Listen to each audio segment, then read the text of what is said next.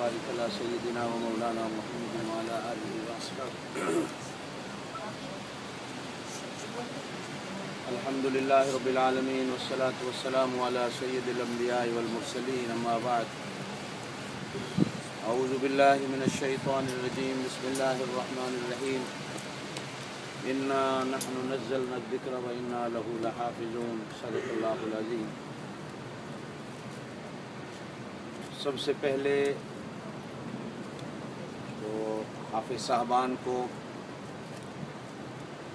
जिन्होंने अल्लाह का कुरान सुनाया, और जिन दोस्तों ने अल्लाह का कुरान नमाज तरावी में सुना, इस ख़त्म कुरान के मौका पर दिल की गहराइयों से मैं मुबारकबाद पेश करता हूँ। अल्लाह इनके पढ़ने को और अल्लाह ताला आप हजरात के सुनने को मंजूर व मकबूल फरमाए। आमीन। आजकल अपने अपने हुकूक की लड़ाई है। अपने अपने हुकूक के लिए लोग जलूस भी निकालते हैं, भूख हड़तालें भी करते हैं, जलसे भी करते हैं। ज़माना अपने अपने हुकूक की आवाज़ का है। हदीस पाक में फरमाया गया कि कुरान पाक के भी हमारे ऊपर कुछ हक हैं और कुरान भी अपने हुकूक का मुतालबा करता है। कोई बंदा उस वक़्त तक आशिक़ कुरान, तालिब कुरान नहीं हो सकता जब तक वो कुरान के हुकूक को अदा न करता हो। कुरान सिर्फ चूमने के लिए नहीं आया, कुरान सिर्फ कस्में उठाने के लिए नहीं आया, कुरान सिर्फ दफ्तर में, दुकान में बरकत के लिए नहीं आया, कुरान सिर्फ मुर्दों को पढ़ के बख्शने के लिए नहीं आया। कुरान के आने के मकसद कुछ और हैं। हम लोगों ने कुरान के मकासद को समझा नहीं और कुरान के मकासद को गलत चीज़ों पे इस्तेमाल करने में हम लोग लगे हुए हैं। उलमाए किराम ने हदीस की रोशनी में लिखा है कि कुरान पाक के 5 सबसे बड़े हमारे ऊपर हक हैं तो हज़ारों की तादाद में, लेकिन 5 हक कुरान के हम सब पे बड़े हैं जिनको अदा किए बगैर हम कुरान को मानने वाले नहीं हो सकते। सबसे पहला हक कुरान पर ईमान रखना है कि कुरान अल्लाह की किताब है, अल्लाह की कलाम है, सच्ची किताब है। इसके किसी एक हर्फ के अंदर भी शक और शुबा नहीं किया जा सकता। कुरान ने पहला ऐलान अपनी पहली आयत के अंदर यही किया है कि ज़ालिकल किताबु ला रैब फी। जिस कुरान को पढ़ने लगे हो, सुनने लगे हो, सबसे पहले ईमान बनाना है कि इसमें किसी भी किस्म का कोई शक नहीं।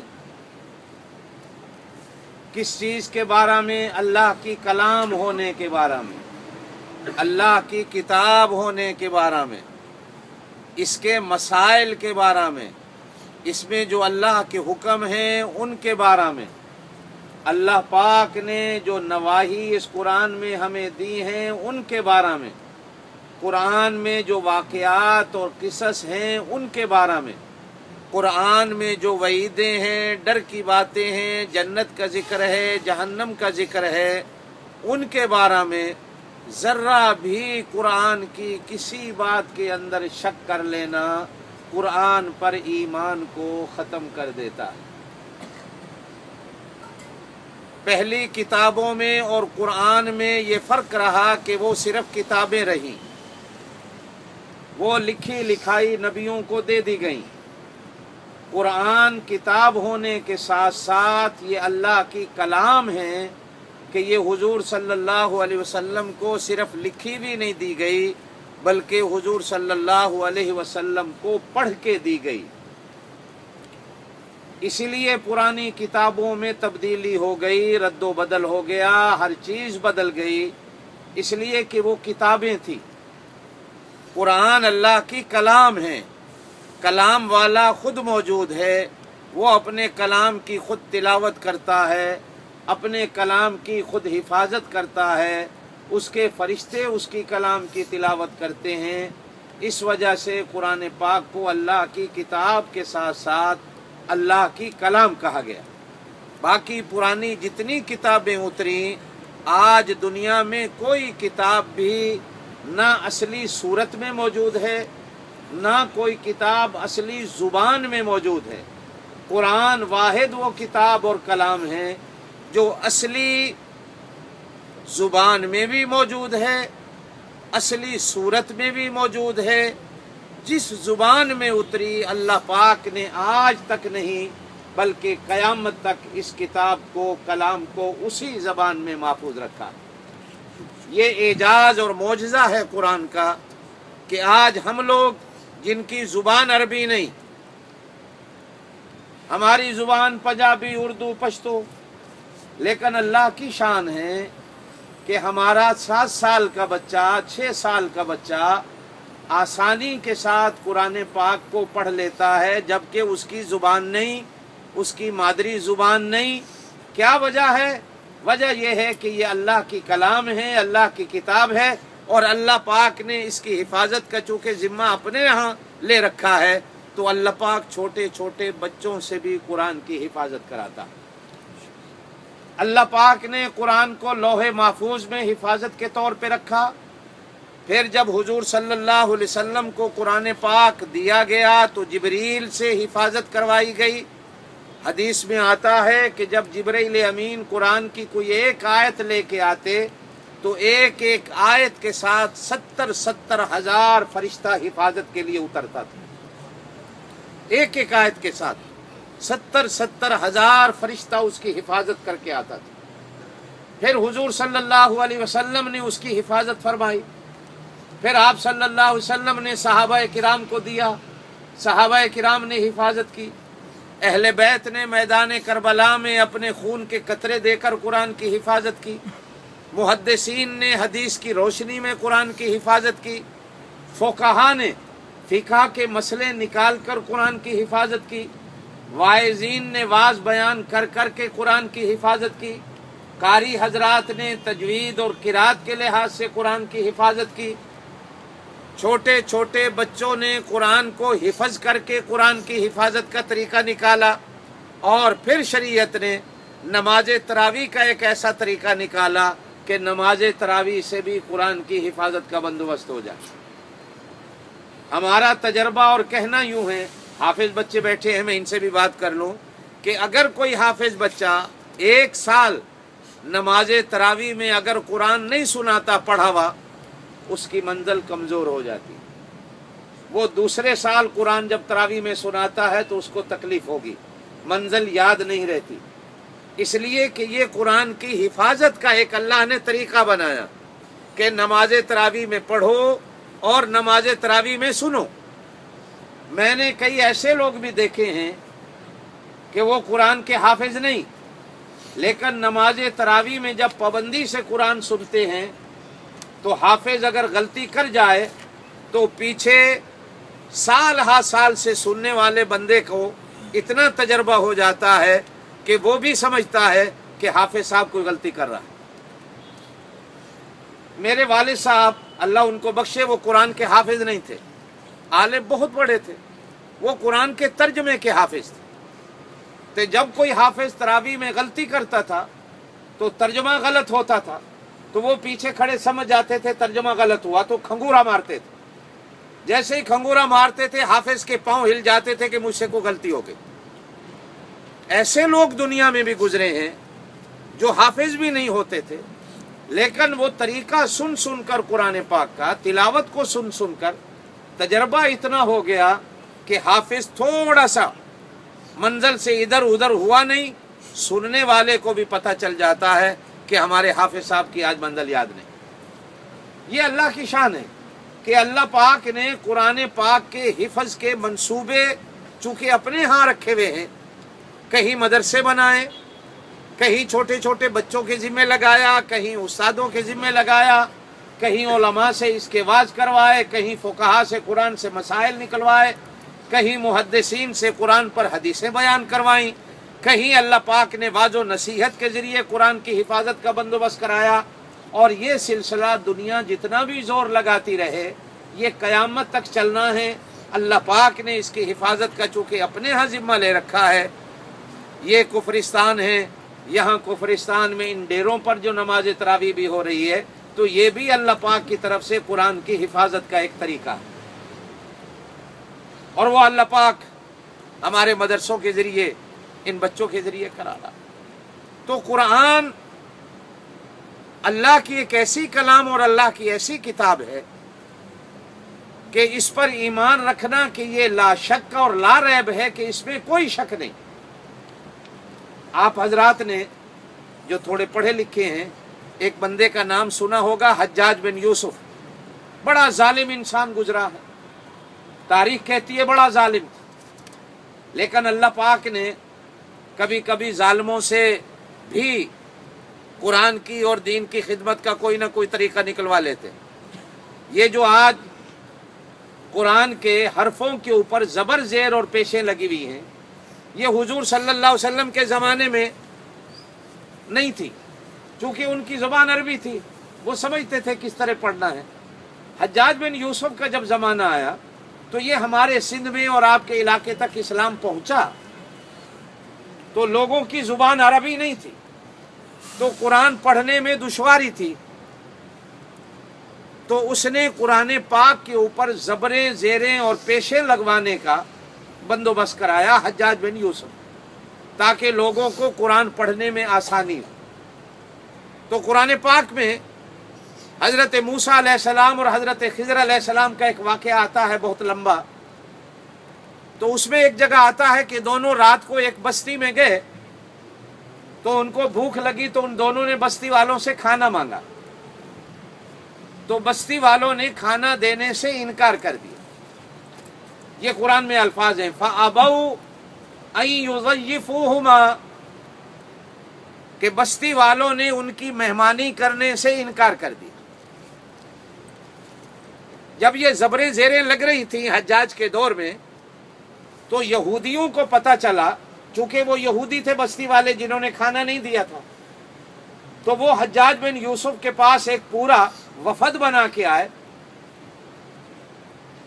کہ آپ جتنی چاہیں ہم سے دولت لے لیں، قرآن کا ایک حرف تبدیل کر دو کہ جہاں یہ ہے فَأَبَوْا أَن يُضَيِّفُوهُمَا کہ انہوں نے کھانا دینے سے انکار کر دیا، وہاں آپ بے کے نقطے کی بجائے تے بنا دیں، تے کے اوپر دو نقطے ڈال دیں فَأَتَوْا أَن يُضَيِّفُوهُمَا کہ انہوں نے کھانا دیا، تاکہ تھوڑا سا لفظ بدل جائے. یہ جو ہماری بےزتی ہو رہی ہے ساری دنیا میں کہ ہم نے ان کو کھانا نہ دیا، ہماری عزت خراب ہو رہی ہے، تو آپ ہماری عزت کو بحال کر دو کہ قرآن کا صرف ایک بے کا نقطہ ہے وہ بدلنا ہے اور دو اوپر نقطے تے کے لگا دو تاکہ معنی بدل جائے، ہماری عزت بن جائے. تو کہا جاتا ہے کہ حجاج بن یوسف نے ان سے کہا کہ بیٹھو چائے شائے پیو. یہ کوئی بات نہیں، میں ابھی کرا دیتا ہوں. تو وہ 10-15 جتنے بندے تھے ان کو کمرے میں بٹھایا گیا، تلواریں لے کے آیا اور سب کی گردنیں اڑا دی. کہا کہ ظالموں، میں اتنا بڑا ظالم ہوں، تم مجھ ظالم سے یہ امید رکھنے آئے ہو کہ میں اللہ کے قرآن کو بدل ڈالوں؟ اس لیے کہ اللہ نے قرآن کی حفاظت کا ذمہ اپنے ہاں لے رکھا ہے تو میں جتنا چاہے ظالم ہوں، میرے اندر بھی اتنی جرت اور طاقت نہیں ہے کہ میں اللہ کے قرآن کو بدل دوں. اور ان کی گردنوں کو اڑا کر تاریخ میں لکھا ہے کہ سجدے میں سر رکھ کے اس نے اللہ سے کہا کہ اللہ، بے شک دنیا مجھے ظالم کہتی ہے اور بے شک میری تلوار سے بڑے بڑے لوگوں کی گردنیں اڑی ہیں، لیکن آج میں نے تیرے قرآن کے لیے ان ظالموں کی گردنوں کو اڑایا کہ یہ میرے پاس مطالبہ یہ لے کے آئے تھے کہ میں تیرے قرآن کو بدل ڈالوں. بھلا میں کون ہوتا ہوں تیرے قرآن کو بدل ڈال. تو اللہ پاک نے قرآن کی جو حفاظت کے طریقے بنائے وہ بچوں سے بھی حفاظت کرواتا ہے. وہ علماء سے بھی حفاظت کرواتا ہے، وہ قاریوں سے بھی کرواتا ہے، وہ واعظین سے بھی کرواتا ہے، اور اللہ پاک کبھی کبھی ظالموں سے بھی اپنے دین کا کوئی ایسا کام لے لیتا ہے کہ جس سے دین کی حفاظت کا ایک درس اور ایک سبق ہمیں مل جاتا ہے۔ تو میرے دوستو، قرآن اللہ کی کتاب ہونے کے ساتھ ساتھ یہ اللہ کی کلام بھی ہے، اور اس کی حفاظت کا ذمہ اللہ نے اپنے ہاں لے رکھا۔ حدیث میں آتا ہے کہ ہزارہا سال زمین و آسمان کے بنانے سے پہلے اللہ پاک نے فرشتوں کے سامنے ایک دن سورہ رحمان کی تلاوت فرمائی، تو فرشتے سورہ رحمان کو سن کر آپس میں کہنے لگے کتنی قسمت والی وہ امت ہوگی، کتنے مقدر والے وہ لوگ ہوں گے کہ جس امت کو اور جن لوگوں کو اللہ پاک اپنی یہ کلام نصیب کرے۔ اللہ پاک قرآن پاک میں آتا ہے خود بھی قرآن کی تلاوت کرتے ہیں۔ تلک آیات اللہ نتلوہا علیک بالحق قرآن میں کہا گیا۔ قیامت والے دن انشاءاللہ جب ہم سارے جنت میں جائیں گے تو بھی اللہ پاک ہمارے سامنے قرآن کی خود تلاوت فرمائیں گے۔ اللہ کے فرشتے جبرائیل امین حضور پاک صلی اللہ علیہ وسلم کے پاس تشریف لاتے، رمضان المبارک میں حضور کے ساتھ قرآن کا دور کرتے۔ فرمایا گیا ہے جب آپ صلی اللہ علیہ وسلم کی زندگی کا آخری رمضان آیا تو 2 بار جبرائیل امین سے قرآن پاک کا دور ہوا۔ جبریل سناتے، حضور سنتے، پھر حضور سناتے، جبریل سنتے۔ جہاں امت کو یہ بتانا تھا کہ جبریل بھی قرآن کی تلاوت کرتا ہے، وہاں ساتھ ساتھ یہ بھی ایک حفاظت کا طریقہ تھا کہ سارا سال جو جبریل قرآن لے کے آتا تھا، رمضان شریف میں آ کر سن کر حضور صلی اللہ علیہ وسلم سے گویا وہ تصدیق کرتا تھا کہ جو میں قرآن دے کے گیا ہوں یہ ویسے کا ویسا موجود ہے۔ محمد مصطفیٰ صلی اللہ علیہ وسلم نے بھی اس قرآن میں کوئی اپنی طرف سے تبدیلی نہیں کی۔ جہاں وہ خود پڑھ کر ایک مسئلہ ہمیں پتہ چلتا ہے کہ جبریل بھی قرآن پڑھتے تھے، وہاں یہ بھی حقیقت کھلتی ہے کہ آپ صلی اللہ علیہ وسلم کے پاس بھی جبریل جس طرح کا قرآن لایا اسی طرح کا حضور پاک صلی اللہ علیہ وسلم نے محفوظ رکھا، اور اسی طرح کا حضور پاک صلی اللہ علیہ وسلم نے قرآن امت کو دیا۔ حضور صلی اللہ علیہ وسلم کے زمانہ میں قرآن پاک کتابی صورت میں نہیں تھا جس طرح آج ہمارے پاس ہے۔ صحابہ کرام قرآن حفظ کرتے تھے، صحابہ کرام قرآن حفظ کرتے تھے، بلکہ حدیث پاک میں آتا ہے کہ ایک دن حضرت ابو ہریرہ رضی اللہ تعالیٰ عنہ نے عرض کی اللہ کے رسول مجھے کوئی ایسا وظیفہ بتائیں، دعا بتائیں کہ جو کچھ میں آپ سے قرآن و حدیث کو سنتا ہوں مجھے کبھی بھولے نہیں۔ تو آپ صلی اللہ علیہ وسلم نے ان کی چادر کے اندر اپنا ہاتھ مبارک ڈالا اور پھر فرمایا کہ اس چادر کو اپنے سینے سے لگا لو۔ حضرت ابو ہریرہ کہتے ہیں کہ جس دن سے میں نے وہ چادر اپنے سینے سے لگائی میں کبھی ایک لفظ بھی اللہ کے نبی کی زبان سے سن کر نکلا ہوا کبھی نہیں بھولا۔ صحابہ کرام زبانی یاد کر لیتے تھے، یا اگر کسی نے لکھا بھی صحیح تو چمڑے کے ٹکڑے تھے یا پتھروں پہ لکھتے تھے یا ہڈیوں پہ لکھ لیتے تھے، کتابی صورت میں نہیں تھا۔ آپ صلی اللہ علیہ وسلم اس دنیا سے پردہ فرما گئے، جناب صدیق اکبر رضی اللہ تعالیٰ عنہ کا زمانہ خلافت آیا تو کچھ صحابہ کرام نے حضرت ابو بکر صدیق کو مشورہ دیا کہ قرآن کو کتابی صورت میں تیار کروائیں، تو حضرت ابو بکر صدیق نے کہا کہ جو کام اللہ کے نبی نے نہیں کیا میں بھی نہیں کرتا۔ یہ ایک عشق نبی میں عجیب گوندھا ہوا آٹا اور مٹی تھی حضرت ابو بکر صدیق کی، کہا کہ جو کام نبی نے نہیں کیا میں بھی نہیں کرتا۔ اتفاق ایسا کہ ختم نبوت کا ایک ڈاکو اس زمانے میں پیدا ہوا تھا، حضور صلی اللہ علیہ وسلم کی زندگی کے آخری ایام تھے، مسیلمہ کذاب جس کو تاریخ کہتی ہے۔ اس بندے کے ساتھ حضرت ابو بکر صدیق کے زمانہ خلافت میں ایک جنگ ہو گئی۔ اس جنگ میں 1700 کے قریب، اور بعض مورخین نے 1400 لکھا ہے، یہ دونوں روایات ملتی ہیں۔ اس ایک جنگ میں قرآن پاک کے حافظ اور قاری صحابہ کرام جنہوں نے اللہ کے پاک نبی صلی اللہ علیہ وسلم سے قرآن پڑھا تھا، اس ایک جنگ میں شہید ہو گئے۔ جب صحابہ کرام فتح تو ہوئی لیکن اتنا بڑا نقصان بھی ہوا، مدینہ پاک واپس آئے تو اب حضرت ابو بکر صدیق رضی اللہ تعالی عنہ سے پھر درخواست کی گئی کہ امیر المومنین، ایک جنگ میں 1400 یا 1700 قرآن کے حافظ اور قاری مارے گئے، اگر کوئی اور جنگ ہو گئی اور پھر اتنے اور مارے گئے تو یہ قرآن تو ہم نے قیامت تک آنے والی امت تک پہنچانا ہے، آپ اس کی کوئی فکر کرو، اس کی حفاظت کا کوئی سوچو کہ قیامت تک آنے والی امت تک قرآن کس طرح پہنچے، لہذا اس کو کتابی صورت میں بناؤ۔ تو سیدنا ابو بکر صدیق رضی اللہ تعالیٰ عنہ فرماتے ہیں، جس بات کا مجھے پہلے شرح صدر نہیں تھا کہ میرا دل قبول کرنے کو تیار نہیں تھا، اب میرے دل نے اس بات کو قبول کیا کہ یہ بات ہونی چاہیے۔ تو اب ایک صحابہ کرام رضوان اللہ علیہم اجمعین کا بورڈ بنایا گیا۔ حضرت زید بن ثابت رضی اللہ تعالیٰ عنہ جو اس وقت قرآن پاک کے سب سے بڑے حافظ اور قاری تھے، ان کی سربراہی میں 6 یا 7 صحابہ کرام کا ایک بورڈ بنا کہ بھائی قرآن پاک کو جمع کرو۔ تو حضرت ابو بکر صدیق رضی اللہ تعالیٰ عنہ کے زمانہ خلافت میں قرآن کتابی صورت میں ایک کاپی بن گیا، جس کے پاس کہیں لکھا ہوا تھا، چمڑوں پر، کپڑوں پر، پتھروں پر، ہڈیوں پر سارا اکٹھا کیا گیا، اور پھر اس پر صحابہ کرام کا اجماع ہوا۔ حضرت ابو بکر صدیق رضی اللہ تعالی عنہ کو موت نے موقع نہ دیا کہ وہ قرآن کتابی صورت میں دنیا میں پھیلتا، چونکہ زمانہ خلافت بہت مختصر تھا۔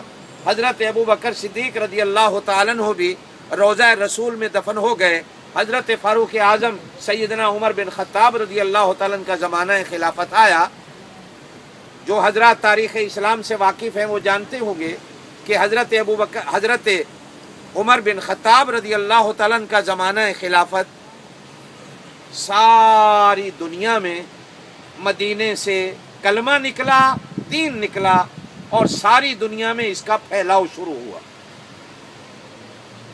آپ کے افغانستان میں، آپ کے پشاور میں، ملتان میں، کابل میں، سندھ میں، ہندوستان میں، افریقہ میں، شام میں، عراق میں، ایران میں سیدنا فاروق اعظم رضی اللہ تعالیٰ عنہ کے زمانہ خلافت میں کلمہ پہنچا۔ وہ قرآن جو کتابی صورت میں حضرت ابو بکر صدیق کے زمانہ خلافت میں تیار ہو گیا تھا، حضرت عمر کو اس کو ساری دنیا میں پھیلانے کا موقع نہ ملا۔ جہاد چلتا رہا، کلمہ پھیلتا رہا، دین پھیلتا رہا، صحابہ کرام بھی دنیا میں پھیلتے رہے، لیکن قرآن کتابی صورت میں دنیا میں نہ جا سکے۔ حضرت فاروق اعظم رضی اللہ تعالیٰ عنہ شہید ہوئے، سیدنا عثمان غنی رضی اللہ تعالیٰ عنہ کا زمانہ خلافت آیا، تو سیدنا عثمان غنی رضی اللہ تعالیٰ عنہ کا زمانہ خلافت 12 سال پہ محیط ہے۔ تو سیدنا عثمان غنی رضی اللہ تعالیٰ عنہ کے زمانہ خلافت میں جب یہ رشیا کی ریاستیں فتح ہوئیں، اسلام کہاں کہاں جا پہنچا، اب حضرت عثمان غنی رضی اللہ تعالیٰ عنہ نے قرآن کو کتابی صورت کی، وہ جو تیار تھا حضرت ابو بکر صدیق کے زمانہ میں، اس کی کاپیاں بنوائیں، اور وہ دنیا کے 3-4 ملکوں میں ایک ایک کاپی گئی۔ ایک کاپی مصر گئی، ایک کاپی مدینے رہی، ایک کاپی روس کی ریاستوں میں پہنچی۔ وہ روس کی ریاستوں والی کاپی کی کاپیاں ہوتی ہوتی آپ کے اور میرے ملک میں پہنچی۔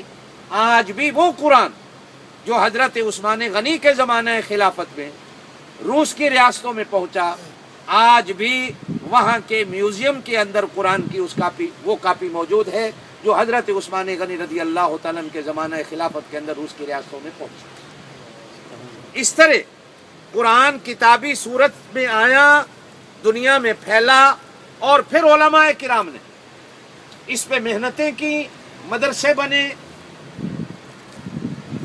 तोलबा आए, जमातें बनी, मदरसे बने, काम शुरू हुआ।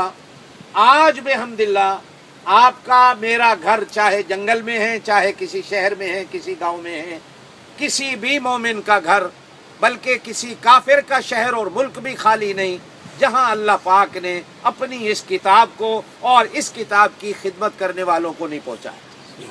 ये हिफाजत के अल्लाह ने बंदोबस्त किए। ये नमाज तरावी, ये कुरान की हिफाजत का एक तरीका है। बच्चे पढ़ते हैं, बच्चे सुनते हैं, बड़े सुनते हैं, और मजाल है कि कोई एक लफ्ज को इधर उधर कर जाए। उस्ताद हूं मैं अगर पढ़ रहा हूं, मैं गलती करता हूं तो पीछे शागिर्द खड़ा हुआ, वो जरा भी हया और अदब नहीं करता कि मैं अपने उस्ताद की गलती न निकालूं, बल्कि उसका फर्ज है, उस पे वाजिब है कि वो अपने उस्ताद की गलती निकालने को तैयार है, और वो उस्ताद को खबरदार करके कहता है कि उस्ताद जी, उस्तादी शागिर्दी का रिश्ता अपनी जगह है, लेकिन ये अल्लाह की कलाम है, आप गलत पढ़ते जा रहे हैं, लिहाजा मैं आपकी गलती निकाल रहा हूँ। ये अल्लाह पाक ने एक तरीका बनाया। आज इसी तरीके की इस मुनासबत से आप और मैं यहाँ जमा हैं। दोस्तों ने यहाँ नमाज तरावी का बंदोबस्त किया, बहुत बड़ी बात है। बच्चों ने पढ़ा, आप हजरात सारा दिन मेहनत मजदूरी करते हैं। मेहनत मजदूरी के बाद रात को खड़े होकर अल्लाह का कुरान सुनना, मेरे दोस्तों, ये कमाल के साथ साथ अल्लाह पाक का इतना बड़ा करम है, इतना बड़ा करम है, इतना बड़ा करम है कि इसका अजर, इसका बदला हजरत अली करमल्लाहु वजहू ने फरमाया एक जगह पे कि जो बंदा खड़े होकर कुरान पाक को नमाज तरावी में सुनता है, ये जो हम मसला करते हैं कि कुरान का एक हर्फ पढ़ें तो 10 नेकियां मिलती है, ये मसला वहाँ है जब आप रेलगाड़ी में, ट्रेन में, बस में बैठे बगैर वुजू के कुरान पढ़ते हैं, आपको वहाँ एक हर्फ के बदले में 10 नेकियां मिलती है। लेकिन अगर आप नमाज तरावी में रमजान के महीने में जमात के साथ खड़े होकर कुरान सुनते हैं तो एक एक हर्फ पर अल्लाह पाक बेहिसाब बिला तादाद के बंदे को अजर देता है। यहाँ 70 की भी हद नहीं है, यहाँ 40 की भी हद नहीं है, यहाँ 500 और लाख की भी हद नहीं है। इसलिए कि एक नमाज जमात से पढ़े तो 27 नमाज का सवाब, रमजान शरीफ में एक फर्ज आप जमात से अदा करें तो 70 फर्जों का सवाब, ऐसे डेरे पे आप पढ़ेंगे तो 70 फर्जों का सवाब, और मस्जिद में अगर बाजमात जाकर अदा करेंगे तो एक जगह उलमा ने लिखा है आम नमाज भी मस्जिद में अगर बंदा बाजमात जाकर अदा करता है, ऐसी मस्जिद में जहां नमाज जुमा होता हो, तो एक नमाज के बदले में 500 नमाजों का सवाब। अब इन 500 नमाजों को 70 पे ज़रब देते चले जाओ, और फिर कुरान का हर्फ जो हमने नमाज तरावी में खड़े होकर पूरा कुरान सुना, तो उस पर अल्लाह पाक की तरफ से बंदे को कितना अजर मिलता। ये अल्लाह का करम है, अल्लाह का एहसान है कि आप हजरात मेहनत मजदूरी करने के बावजूद रात को खड़े होकर अल्लाह का कुरान सुनते हैं। अल्लाह पाक इसे कबूल कर, आमीन। अल्लाह पाक इसे कबूल कर ले, और ये सिलसिला जो है अल्लाह पाक इन सिलसिलों को चलाए रखे। ये मदरसे, यही सिलसिले हैं कुरान की हिफाजत। अल्लाह पाक आपको मुझे अमल की तौफीक नसीब फरमाए। सारे साथियों दरख्वास्त है दुआ कर लें दिल की गहराइयों से। कुरान पाक का ख़त्म का मौका है। हदीस पाक के अंदर फरमाया गया ख़त्म कुरान के मौका पर अल्लाह पाक दुआओं को कबूल करता है। अल्लाह पाक हम गुनहगारों की दुआओं को कबूल कर ले। अल्लाहुम्मा सल्लि व सल्लिम बारिक अला सय्यदिना व मौलाना मुहम्मद व अला आलिहि व अस्हाबिहि इलाहुल आलमीन। जितना रमज़ानुल मुबारक गुजर गया कबूल फरमा, जितना बाकी है सेहत और तंदुरुस्ती और ईमान की सलामती के साथ हम सबको नसीब फरमा। या अल्लाह इस माह मुबारक के रोज़ों के साथ साथ और जितनी इबादत हैं हम सब की कबूल फरमा, और सारी दुनिया के मुसलमानों के रोज़ों को और इस माह मुबारक की इबादत को मंजूर व मकबूल फरमा। या अल्लाह इस माह मुबारक की जितनी रहमतें और बरकतें हैं उनका हम सबको हिस्सा नसीब फरमा, और हम में से किसी को भी महरूम नहीं फरमा। या अल्लाह हमारे ईमानों की, हमारी औलादों की, हमारी इज़्ज़तों की हिफाजत फरमा, सेहत व तंदुरुस्ती की, कारोबार की, मुलाजमतों की हिफाजत फरमा, हमारी मस्जिदों की, मदरसों की, علماء کی، دینی جماعتوں کی، تبلیغی جماعتوں کی حفاظت فرما۔ الہ العالمین ہم تمام کے تمام گناہوں کو معاف فرما۔ یا اللہ ختم قرآن کا موقع ہے، تیرے محبوب صلی اللہ علیہ وسلم کا فرمان ہے، ختم قرآن کے موقع پر تو دعاؤں کو قبول کرتا ہے۔ یا اللہ تو ہم تمام کے تمام گناہوں کو معاف فرما۔ یا اللہ یہ سارے دوست دعا کے لیے آئے ہیں، یا اللہ ان کی حاضری کو قبول فرما۔ یا اللہ یہاں تیرا قرآن پاک پڑھا گیا، جن دوستوں نے بندوبست کیا یا اللہ ان کے بندوبست کو قبول فرما، ان کے رزق حلال میں برکتیں نصیب فرما۔ جن بچوں نے پڑھا یا اللہ ان بچوں کے علم میں، عمل میں، جوانی میں برکتیں نصیب فرما، اور ان کو قرآن پاک کا صحیح معنوں میں عالم اور عامل بنا۔ الہ العالمین بیماروں کو شفائے کاملہ عاجلہ نصیب فرما۔ یا اللہ قرض داروں کو قرض سے خلاصی نصیب فرما۔ یا اللہ پریشان حال لوگوں کی پریشانیوں کو دور فرما۔ یا اللہ ہم سب کو مرتے وقت کلمہ نصیب فرما۔ قبر کے عذاب سے، جہنم کے عذاب سے ہم سب کو محفوظ فرما۔ کل قیامت کے دن حضور پاک صلی اللہ علیہ وسلم کے ہم سب کو شفاعت نصیب فرما، اور حضور پاک صلی اللہ علیہ وسلم کے ہاتھوں ہم سب کو حوض کوثر کا جام نصیب فرما۔ الہ العالمین یہ جتنے تیرے بندے ہیں یا اللہ ان تمام سے راضی ہو جائے۔ یا اللہ ان میں کتنے علماء کرام حافظ ہیں، قرآن کے قاری ہیں، الہ العالمین ان کے صدقے میں ہم تمام کی آج دعاؤں کو قبول فرما۔ یا اللہ تو ہم سب سے راضی ہو جائے۔ یا اللہ تو ہم سب سے راضی ہو جائے۔ یا اللہ ہم سب کو حج بیت اللہ نصیب فرما، مدینہ رسول کی زیارت نصیب فرما۔ ہم میں سے جن کے ماں باپ زندہ ہیں ان کو ماں باپ کی خدمت کرنے کی توفیق نصیب فرما۔ جن کے ماں باپ اس دنیا سے چلے گئے ہیں اللہ ان کے ماں باپ کی قبروں کو اپنے نور سے بھر دے، اور ان کو اعلیٰ علیین جنت الفردوس میں جگہ نصیب فرما۔ یا اللہ ساری دنیا کے مسلمانوں کی حفاظت فرما۔ یا اللہ ساری دنیا کے مسلمان ملکوں کی، مسلمان لوگوں کی حفاظت فرما۔ الہ العالمین ساری دنیا کے مسلمانوں کو اتحاد و اتفاق کی دولت نصیب فرما۔ یا اللہ ہانگ کانگ میں جہاں بھی تیرے قرآن پاک کی تلاوت نماز تراویح میں ہو رہی ہے یا اللہ اس کو منظور و مقبول فرما، ہر مدرسے کو، ہر مسجد کو آباد و شاد فرما۔ یا اللہ جو لوگ تیرے دین کی خدمت میں لگے ہوئے ہیں یا اللہ ان کی خدمات کو منظور و مقبول فرما۔ یا اللہ جو گھروں میں رہ کر، گھروں سے دور نکل کر تیرے دین کی تبلیغ میں لگے ہوئے ہیں اللہ ان کے نکلنے کو منظور و مقبول فرما، اور ان کی دین کی خدمات کو منظور و مقبول فرما۔ الہ العالمین اس ڈیرے پہ رہنے والوں کی دل کی مرادوں کو پورا فرما، ان کی نیک حاجات کو پورا فرما۔ یا اللہ ہمارے سبحان بھائی نے یہ بندوبست کیا، یا اللہ ان کے مال میں، کاروبار میں، عزت میں برکت اور اضافے نصیب فرما۔ دنیا میں ان کو کسی کا محتاج نہیں کر اپنا محتاج بنا۔ اللہم صلی وسلم وبارک علی سیدنا و مولانا محمد وعلی آلہ واصحابہ اجمعین۔ سبحان ربک رب العزت عما یصفون وسلام علی المرسلین والحمد للہ رب العالمین۔ لا الہ الا اللہ محمد رسول اللہ۔ کل بھائی انشاءاللہ یوماتی مدرسے میں ختم ہوگا۔ آپ سب حضرات سے درخواست ہے کہ کل یوماتی والے مدرسے کے ختم میں تشریف لے آئیں۔